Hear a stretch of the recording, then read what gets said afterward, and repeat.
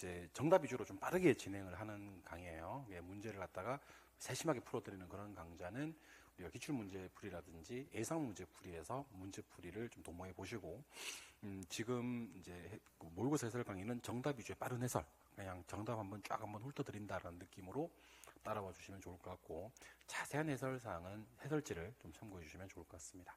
아시겠죠? 그러면 힘차게 빠른 해설 한번 출발해 보도록 하겠습니다. 1번. 부동산의 개념에 대한 연결로 옳은 것을 찾아라라고 했는데, 1번은 이제 제목이 바뀐 거예요. 이렇게 1번, 2번은 법경기가 떴을 때 복합 개념의 부동산이고요. 토지와 건물 하나의 결합된 상태로 다루는 건 복합 부동산이 됩니다. 1번, 2번은 제목이 바뀌었고, 3번, 4번은 이 자본하고 자연이 바뀐 거예요. 그래서 물리적 개념 부동산은 공간, 자연, 위치, 환경이 떠야 되고요. 경제적 개념 부동산은 자산, 자본, 생산주, 소비재, 상품, 요 두 개가 바뀐 겁니다. 답은 5번입니다. 법률적 개념의 부동산은 협의 부동산과 광해 부동산이 떠야 되는데, 요거 토지메이커 정치화물이 협의 부동산이고, 요것들이 준부동산이거든요. 준부동산은 광해에 속해요. 그래서 답은 5번. 2번 문제로 갑니다.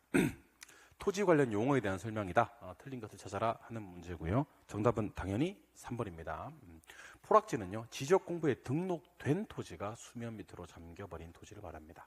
우리가 배우시는 토지 중에서 등록이 안 된 토지는 빈지밖에 없어요. 빈지는 등록이 안 돼 있기 때문에 법적 소유권은 인정되지 않지만 활용 실익이 있는, 이용 가치가 있는 바다와 육지 사이 해변 토지고, 포락지는 지적 공부에 등록된 토지가 수면 밑으로 잠겨버린 토지를 말한다라고 했었어야 됩니다. 답은 3번. 3번 문제 마찬가지입니다. 주택의 유형에 대한 설명이다. 틀린 것을 찾아라 라고 했는데, 답은 1번입니다. 학교 또는 공장, 학생 또는 종업원, 공동지사 이용 세대수가 50호 이상일 때는요, 다중주택이 아니라 이거는 이제 우리가 일반 기숙사라고 해야 됩니다. 일반 기숙사.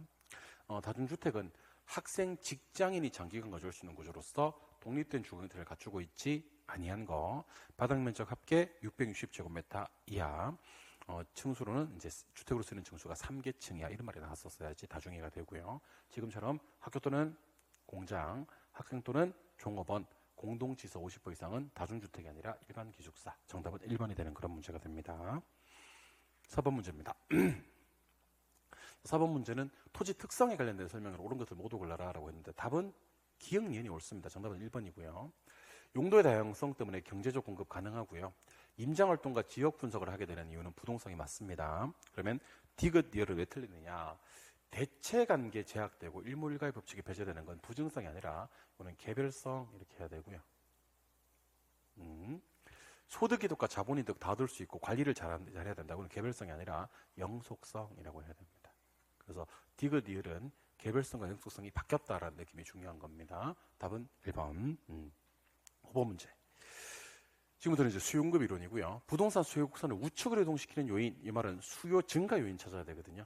근데 일단은 아파트 가격 하락은요, 이거는 수요량의 증가, 즉 곡선상에서 점을 이동시키는 요인이지 수요 곡선 자체를 이동시키는 요인이 아닙니다. 해당자와의 가격은 수요량을 증가시키는, 곡선상에서 점을 이동시키는 요인이고, 건설업체 수 증가는요, 공급을 증가시키는 요인이지 수요 증가 요인이 아닙니다. 그래서 답은 3번, 4번, 5번 중에 하나인데, 가격 상승이 예상되면 수요가 증가됩니다. 답은 3번이고요.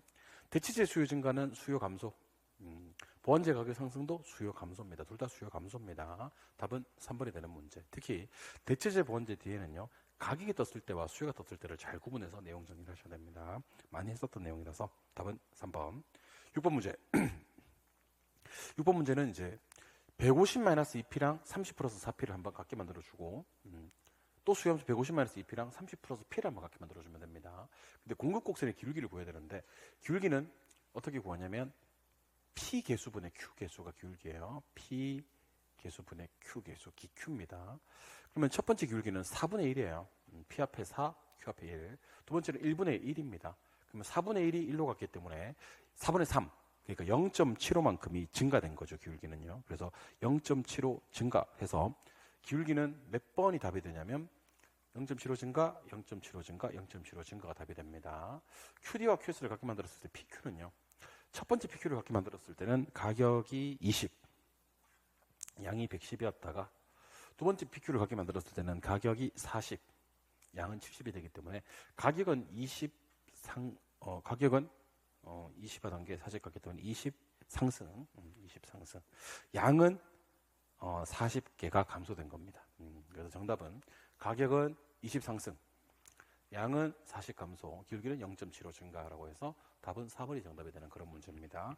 균형 가격과 균형 양, 기울기까지 구하라는 문제 한번 풀어보실 필요가 있습니다. 7번 문제입니다. 균형의 이동에 대한 설명인데 틀린 것을 찾아라 했던 문제고 답은 5번이었죠. 수요가 증가할 때 공급의 탄력성이 탄력적일수록 균형 가격이 더 크게 상승한다고 했는데 비탄력적일 때 가격은 더 크게 상승합니다.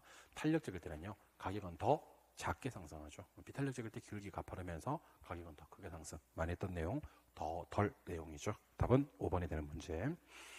8번 문제는 수요의 가격 탄력성과 교차 탄력성 콜라보 문제인데 A 가격이 10% 상승했습니다. 그럼 A 가격은 플러스 10. 그리고 A를 찾으셔야 됩니다. A 수요량은 5% 감소했습니다. 그럼 마이너스 5. 그럼 가격 탄력성은 0.59 비탄력이에요. 0.59 비탄력이니까 정답은 2번, 3번 중에 하나. 이번에는 교차 탄력성입니다. 교차 탄력성은 A 가격이 플러스 10인데 B 수요는 마이너스 20입니다. 수요 교차 탄력성은 마이너스 2이고요. 이거는 보완제라고 해야 됩니다. 반대로 움직였으니까. 그래서 마이너스 2에 보완제 하여 정답은 8번의 정답은 2번이 정답이 되는 그런 문제가 되겠죠. 그래서 가격 탄력성은 1과 비교해서 탄력, 비탄력을 구하는 거라면 교차 탄력성은 0과 비교해서 플러스는 대체제, 마이너스는 보완제 찾는 겁니다. 답은 2번. 9번으로 갑니다. 틀린 거 찾아라 라고 했고요. 정답은 4번입니다. 수요의 가격 탄력성은 용도에 따라 달라지며 주거용 부동산이 공업용보다 더 비탄력적이라고 했는데 주거용 부동산이 용도 전환이 더 쉬워요. 그래서 보다 탄력적이다라고 해야 됩니다. 주거용은 탄력적이 정답입니다. 주거용은 탄력적. 답은 4번입니다. 10번으로 갑니다. 10번. 주거분리와 여가과정에 대한 설명이 다 틀린 것을 찾아라 그랬습니다. 자, 먼저 고소득층 주거 지역에서는요 하향여가 현상이 발생을 하거든요. 그런데 고소득층 주거 지역에 하향여가 되려고 그러면 계량 비용이 계량 이후의 가치 상승보다는 클 때 발생합니다. 그래서 결론입니다. 고소득층 주거 지역이 하향여가 발생하려면 계량 비용이 클 때라고 해야 됩니다. 틀린 걸 찾아야 되니까 답은 2번이 정답이 되는 그런 문제가 됩니다. 아시겠죠? 정답 2번. 11번. 11번은 이제 이번 시험에 나올 가능성이 상당히 높은 거미집 이론입니다. 자, 수요의 탄력성이 공급의 탄력성보다 큽니다. 이 보니까 수탄이 더 크지. 그럼 이거는 수렴합니다. 답이 될 수 있는 건 1, 2, 3번 중에 하나. 기울기는 작은 게 탄력적이거든요. 수요 기울기가 작으면 수요가 탄력적입니다. 그럼 이거는 수렴입니다. 이거 탄력성의 크기는 P 값에서 탄력성의 크기거든요. P 앞에 있는 숫자가 탄력성입니다. 1분의 2 탄력성이 2고요. 이거는 2분의 4 이것도 탄력성이 2입니다. 탄력성이 2로 똑같아요. 그럼 이거는 순환합니다. 그래서 이 문제 답은 1번입니다. 그래서 함수에서 탄력성의 크기는요. 기울기를 푸셔도 되긴 한데 탄력성의 크기는 탄P Q 앞에 있는 숫자분의 P 앞에 있는 숫자로 탄력성의 크기를 구한다. 여기 보시면 됩니다. 답은 1번. 12번. 부동산 시장에 대한 설명인데 틀린 것을 찾아라 하는 문제고요. 정답은 3번입니다. 시장 세분화가 뭡니까? 세그멘테이션. 영어도 기억하시면 좋아요. 이거는요. 수요자를 보다 동질적인 소집단으로 구분하는 겁니다. 그래서 시장 세분화는 꼭 수요자 떠야 되고요. 그리고 동질이란 말이 떠야 됩니다. 그래서 수요자를 보다 동질적인 소집단으로 나눠가는 거. 한 번 더. 수요자를 보다 동질적인 소집단으로 구분하는 거. 이걸 시장 세분화라고 합니다. 수요자 나누는 걸 시장 세분화. 정답은 3번이 정답이 됩니다. 오케이. 13번 문제로 가도록 하겠습니다. 13번 문제. 부동산 시장의 효율성에 대한 설명인데 옳은 것을 모두 골라라 그랬습니다.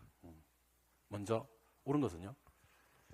완전 경쟁 시장은 언제나 할당률적 시장이 된다. 이거 말은 맞는 말인데 불완전 시장은 할당률적 시장이 될 수 없다. 이게 틀린 말이에요. 완전은 무조건 할당이고 불완전도 할당이 될 수 있다고 해야 됩니다. 할당이 반드시 완전히 의미하는 것은 아닙니다. 예, 오케이, 이해 맞습니다. 강성률적 시장은 어떠한 정보를 분석한다고 하더라도 정상인을 획득할 수 없다. 아닙니다. 초과인을 획득할 수가 없습니다. 초과이윤을 획득할 수 없다. 정상인을 얻을 수 있어요. 약성에서는 현재 가치에 대한 필요 없고 과거 역사적 자료를 분석해서 초과 이윤을 획득할 수가 없는 거 맞아요. 그래서 이 문제에서 정답은 니은 일이 정답이고요. 미음은 공표된 것이건 그렇지 않은 것이건 어떠한 정보도 같이 반영되어 있는 건 중강성이 아니라 강성에 대한 설명입니다. 이 문제는 미연, 리을이 맞고 기역, 디귿, 미음은 틀립니다. 기역, 디귿, 미음 왜 틀리느냐? 기역 끝에 불안정 경쟁 시장도 활용이 될 수 있기 때문에, 디귿에 강성에서 얻을 수 없는 이유는 초가 인후이기 때문에, 미음에 공표된 것은 그렇지 않은 것이건 어떠한 정보도 같이 반영되는 시장은 강성이기 때문에 답은 2번이 정답이 됩니다. 14번. 지대 이론 및 도시 공간 구조 이론에 대한 설명이다. 틀린 것을 찾아라 라고 했고, 답은 5번입니다. 이 버제스의 동심원 이론은요, 중심 업무 지구와 저소득층 주거지 사이에 고소득층 주거가 입지한다고 했는데, 중전 저고통이기 때문에 중심 업무 지구와 저소득층 주거지구 사이에는요, 점이지대가 입지합니다. 점이지대가 입지한다. 그래야지 중전 저고통이 됩니다. 중전 저고통이 돼야 됩니다. 답은 5번. 15번 문제. 15번 문제는 입지계수 구하는 문제인데, 먼저 A 지역의 숙박업, A 지역의 숙박업의 입지계수는 어떻게 구하냐면요, 전국의 전특, 지역의 전특하고 전국의 전체가 1655, 전국의 숙박업이 570, A 지역의 전체가 530, 숙박업은 180. 그래서 계산기 다 되고는 180 곱하기 165 나누기 530 나누기 570 때려주면 됩니다. 그럼 계산기는 약 0.99쯤 나와요. 정답이 될 수 있는 건 3번 아니면 4번. 이번에는 C 지역의 제조업입니다. 입지계수 구하는 공식은 전국의 전특, 지역의 전특, 전국 전체 1655분의 제조로 가야 됩니다. 제조가 515, C 지역 전체가 585, 제조가 1950. 요거 계산하시면 돼요. 이거 곱하기 요거 나누기 요거 때리면 계산기 아마 약 1.07 정도 뜰 겁니다. 1.07. 그래서 이 문제 답은 4번이 정답이 되는 그런 문제입니다.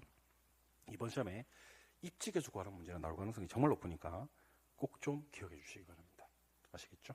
16번 문제로 갑니다. 자, 16번은 현재 우리나라에서 시행되고 있는 부동산 정책 수단이 아닌 거 찾아라 그랬어. 아닌 거. X.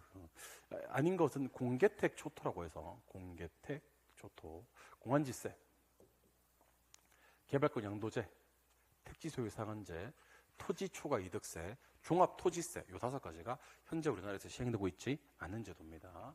그래서 여기서 시행되고 있지 않은 거 얘기해봐라 그러면 개발권 양도제도 이거 시행되고 있지 않습니다. 나머지는 다 시행되고 있고요. 또 왼쪽에 하시니까 토지 초과 이득세 이거 시행되고 있지 않습니다. 나머지는 다 시행되고 있고요. 그래서 시행되고 있지 않은 건 두 개. 디귿, 비읍입니다. 혹시 시행되고 있는 걸 답으로 찾으시면 안 됩니다. 시행되고 있지 않은 걸 답으로 찾으셔야 됩니다. 문제에서 시키는 대로 해야 됩니다. 답은 1번. 17번 문제. 자, 틀린 걸 찾아라 라고 했는데, 정말 조심하셔야 됩니다. 여러분들, 도시 지역에 뭐가 있습니까? 라고 물었습니다. 용도 지역 안에는 도관 농지가 있고, 도시 지역은 주, 상, 공, 녹지 지역이라고 해야 됩니다. 요거 여러분들 최근에 도시 지역 묻는 문제가 많이 나오고 있습니다. 여러분들, 용도 지역은 도관 농자, 도시 지역은 주상곡, 녹입니다. 녹지 지역입니다. 주거 지역, 상업 지역, 공업 지역, 녹지 지역이라고 했었어야 됩니다. 답은 몇 번? 5번이 정답이 됩니다. 풀 수 있어야 됩니다. 이거. 18번 문제. 18번은 각종 부동산 정책에 대한 설명인데 틀린 것을 찾아라 라고 했는데, 정답은 3번이죠. 3번. 자, 개발 이익은요, 물가 상승분이 아닙니다. 정상지가 상승분을 초과하는 이익을 환수하는 겁니다. 사업이윤 증가분이 아닙니다. 토지 가액의 증가분입니다. 그래서 개발 이익은요, 정상지가 상승분 토지 가액 증가분. 한 번 더. 정상지가 상승분 토지 가액 증가분입니다. 정상지가 상승분 토지 가액 증가분을 환수하는 거다. 꼭 기억하셔야 됩니다. 답은 1번입니다. 3번입니다. 18번의 정답은 3번. 19번입니다. 19번은 공공 임대주택 정책 중에서 우리 기준주택 전세 임대주택이 나오려 그러면요, 임차에서 전대한다는 말이 나와줬어야 됩니다. 근데 지금은 보니까 전세 계약 방식으로 이런 말이 나왔죠. 이거는 기준주택 전세가 아니라 장기 전세라고 해야 됩니다. 무슨 전세요? 장기 전세. 답은 4번이고, 기준주택 전세가 되기 위해서는 임차에 와서 전대한다는 표현이 반드시 나왔었어야 됩니다. 기준주택 전세와 장기 전세를 구분할 줄 아느냐 하는 문제예요. 답은 4번이 정답이 됩니다. 20번 문제. 옳은 것을 찾아라 그랬습니다. 이 문제는요. 기역, 니은, 니을이 옳습니다. 기역, 니은, 니을이 옳고요. 일단은 그럼 디귿, 미음이 틀렸는데 왜 틀렸는지만 확인하면 되겠네. 디귿, 재산세와 종부세는 보유세이며 지방세이며 과세 기준일이 6월 1일이다. 여러분들 둘 다 보유세가 맞고 둘 다 과세 기준일이 6월 1일이 맞지만 둘 다 지방세는 아닌 거예요. 종합부동산세가 국세이기 때문입니다. 양도소득세를 중과세하면 보유견이 늘어납니다. 줄어들지 않습니다. 처분하지 않고 가지고 있기 때문에 그렇습니다. 그래서 기역, 니은, 리을이 옳고 니은, 미음이 디귿, 미음이 틀렸다라고 기억하시면 되겠죠. 답은 2번. 21번 문제. 부동산 투자의 위험에 관한 설명인데 옳은 것을 찾아라 하는 문제입니다. 정답은 4번입니다. 환경이 변해서 대상 부동산의 상대적 위치가 변하는 위험을 위치적 위험이라고 합니다. 답은 4번. 1번은 왜 틀렸느냐? 인플레이션에 예상될 때는 대출자들은요, 고정이자를 대신 변동이자로 대출하기를 선호한다. 그래야지 변동이자를 선호하는 겁니다. 부채비율이 커지면요, 위험이 당연히 커집니다. 영업경비가 변동되는 거, 이런 것들 유동성 위험이 아니라 이런 것들을 우리는 운영위험이라고 불러요. 운영위험. 현금할 때 생기는 위험은 금융적 위험이 아니라 이게 유동성 위험이 됩니다.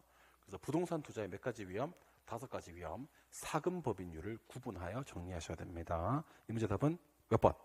4번이 정답이 되는 그런 문제. 21번의 정답은 4번입니다.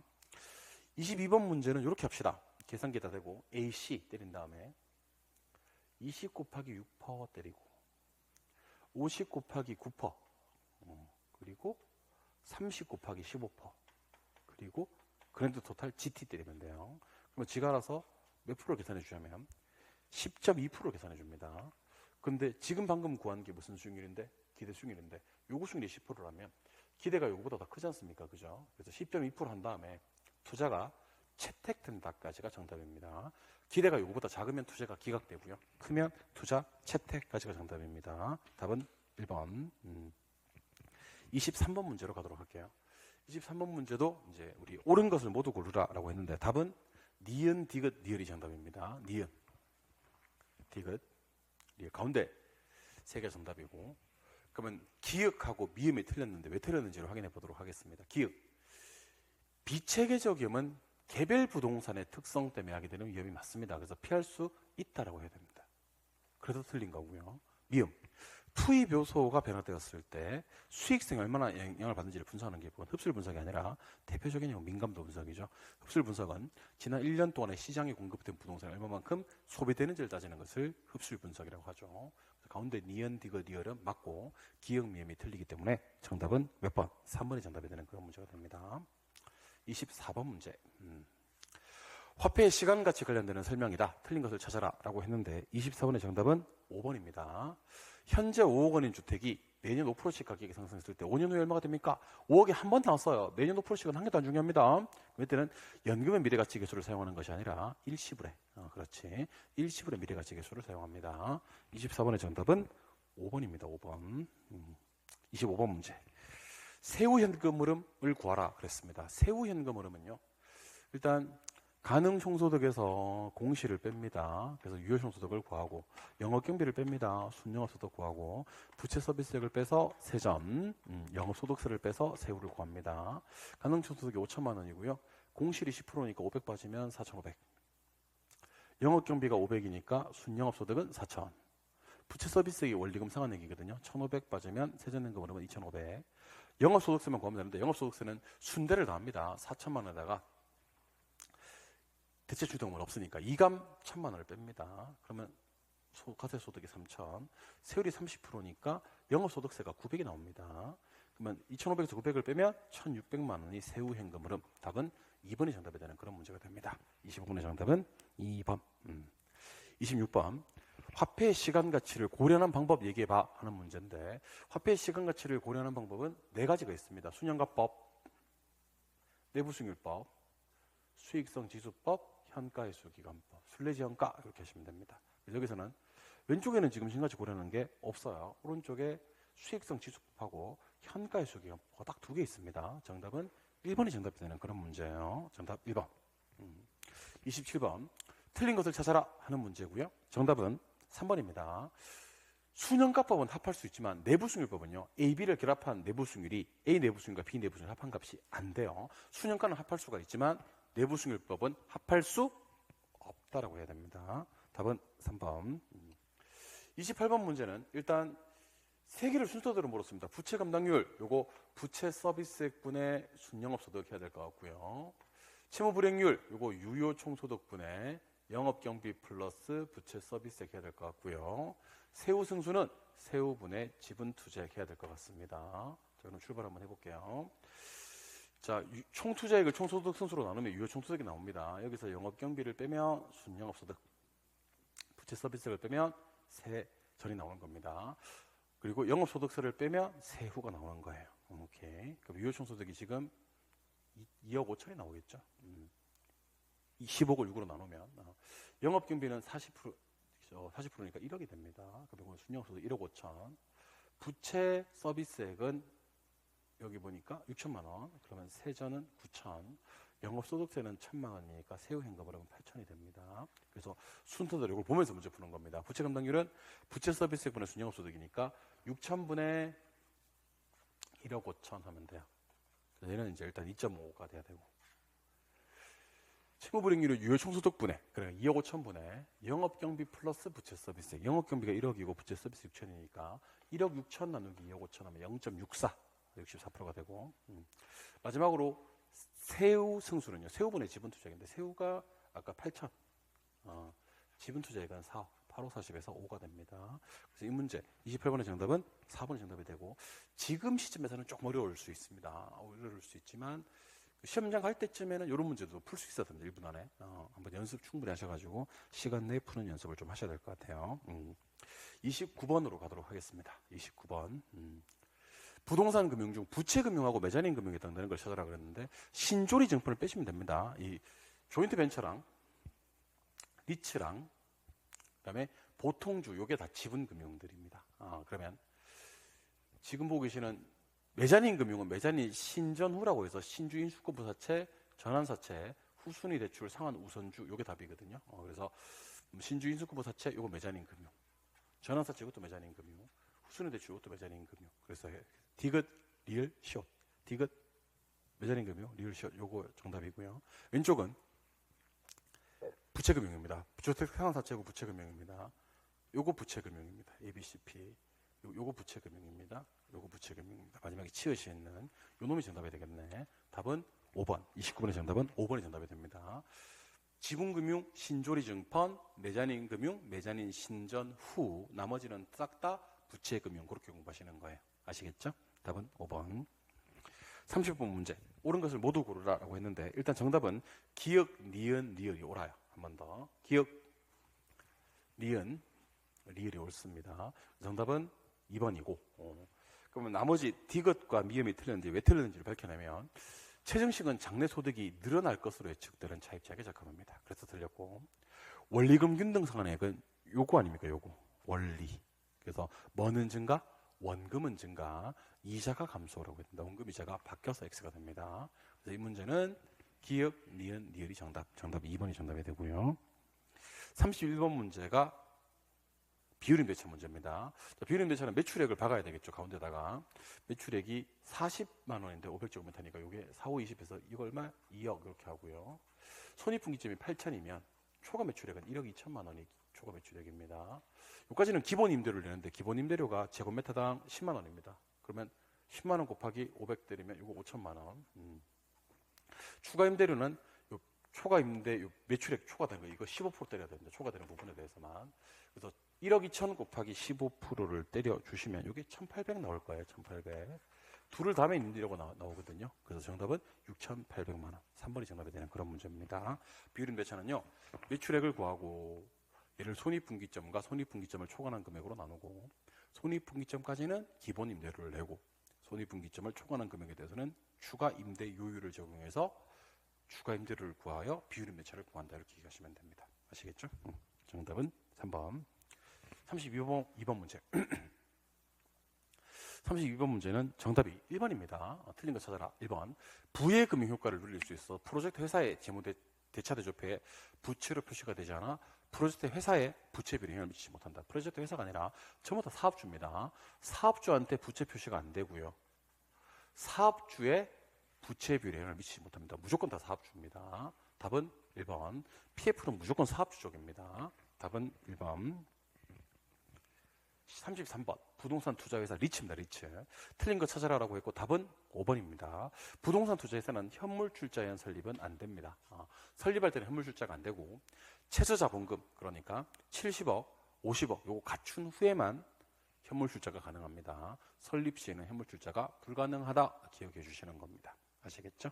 오케이. 34번 문제. 틀린 거 찾아라 라고 했고 정답은 4번입니다. 소유권 이전 받고요. 수익자에게 되돌려 주는 방식. 이거는 사업 수탁 방식이 아니라 토지 신탁 방식에 대한 설명입니다. 토지 신탁. 소유권이 이전되는 유일한 방식은 토지 신탁이고요. 사업 수탁 방식은 끝까지 토지 소유자의 소유권이 유지된 채, 즉 소유권 이전이 이루어지지 않은 채로 개발 사업이 진행이 되는 것이 사업 수탁이고요. 토지 신탁은 소유권이 이전되는 유일한 방식입니다. 답은 4번 기억하셔야 됩니다. 35번 문제. 다음 중 부동산 마케팅에 대한 설명이다. 틀린 것을 찾아라 그랬고 아직까지도 시험에 계속 나오고 있는 게 포피가 계속 나오고 있거든요. 답은 2번이죠. 포피는 유통경로 플레이스 맞고 제품 프로덕트 맞고 판매 촉진 프로모션은 맞는데 금지 프라이드가 틀렸고요. 가격 프라이스가 나와야 됩니다. 가격 프라이스. 금지가 뜨면 안 됩니다. 포피를 알고 있느냐를 물어주는 문제이고요. 답은 2번입니다. 36번 문제부터가 드디어 감정평가론 문제예요. 틀린 것을 찾아라 라고 했고 자, 법령의 다른 규정 때문에 시장가치 외가치로 평가할 때는요. 시장가치 외가치로 평가할 때 성격 특징, 합리적 적법성을 검토하지 않아도 됩니다. 다른 규정 때문에 시장가치 외가치로 평가할 때는요. 검토를 생략할 수 있다 기억하시는 겁니다. 답은 1번입니다. 답은 1번. 검토 생략이 가능하다. 37번 문제 가볼까요? 37번. 틀린 거 찾아라 라고 했고 이 문제 답은 5번입니다. 적정한 실거래가는요. 도시가 거래가 빈번하니까 여기는 3년. 그 밖의 지역은 거래가 잘 이루어지지 않으니까 5년. 3년 5년이 바뀐 거예요. 정답은 5번. 주된 방법 정답 5번입니다. 38번은 계산 문제. 이건 어떻게 푸냐면 일단은 기호 2번을 가져와야 될 것 같아요. 일반 상업지역 사례니까 그 상업지역 여기 기호 2번 600만 원 곱하기 상업지역이니까 변동률 1.05를 여기다 적용해 줘야 되고요. 상업지역이니까 기호 2와의 비교 15% 열세만 하면 되지 기호 1과의 비교 15%는 안 해도 됩니다. 0.85만 때려주는 겁니다.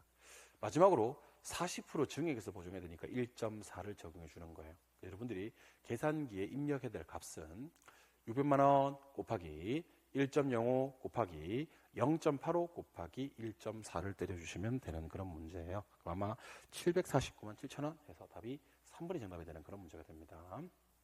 오케이. 39번 문제는 이제 수익가액을 구하는 문제죠. 수익가액은 가능 총소득에다가 일단 공시를 빼고요. 영업경비를 뺀 다음에 환원위로 나눠주면 됩니다. 빼나 하시면 되거든요. 근데 3, 4 하면 1.2고요. 5, 6 하면 3이기 때문에 이 부동산의 환원율은 4.2%가 나와요. 그래서 계산기 입력할 때는요. 1억에다가 공실 10% 빼주고 영업경비 30% 빼주면 돼요. 유효총수기 30%니까 나누기 4.2% 때리면 답이 한 번에 튀어나옵니다. 그래서 1억 빼기 10% 빼기 30% 나누기 4.2% 때리면 계산기 15억 정답 4번이 정답이 되는 그런 문제가 됩니다. 어려운 문제는 아니었으니까 쉽게 풀 수 있어야 되고 특히 토지 3에다가 40% 곱해서 1.2 건물 5에다가 60% 곱해서 3 두 개 더해서 4.2% 하는 일 구해내는 게 중요합니다. 답은 4번 40번 문제입니다. 40번 틀린 것을 찾아라 하는 문제고요. 정답은 2번입니다. 국토교통부 장관은 표준주택에 대해서 공시를 해야 되는데 표준주택은요. 단독주택에 대해서만 선정을 해야 됩니다. 그리고 얘는 중앙부동산가격공시위원회 심의를 거쳐요. 그래서 문제 풀다가 표준주택이 뜨면 이렇게 일단 첫 번째 국장이 떴는지를 확인하셔야 되고요. 단독주택이 떴는지 확인하셔야 되고요. 중앙부동산가격공시위원회가 맞는지를 확인하셔야 됩니다. 정말 틀리기 많이 나오는 파트니까 표준주택은 반드시 단독주택에 대해서만 선정 그리고 국장이 공시 그리고 국장이 공시하는 것들은 싹 다 중앙부동산가격공시위원회 심의를 거침이라고 기억해 두시면 됩니다. 아시겠죠? 예. 여기까지가 1회 모의고사를 좀 빠르게 정말 빛의 속도로 한번 해설해 본 시간이었고요. 2회 모의고사, 3회 모의고사도 해설 강의에서는 좀 정답 위주의 빠른 진행을 해드릴 것을 약속드리겠습니다. 아시겠죠? 그래서 40분 정도, 3, 40분 정도 투자해서 부동산학개론 전체 범위를 한번 훑어드린다라는 느낌으로 다뤄주시면 좋을 것 같고, 자세한 해설이나 이론적인 부분은요, 우리가 해설지나 아니면 그 해당 부분 기본서 요약집을 참고하시면 좋을 것 같습니다. 1회 모의고사 치르시느라고 대단히 고생 많았고, 저는 다음 해설 강의에서 찾아뵙도록 하겠습니다. 수고하셨습니다.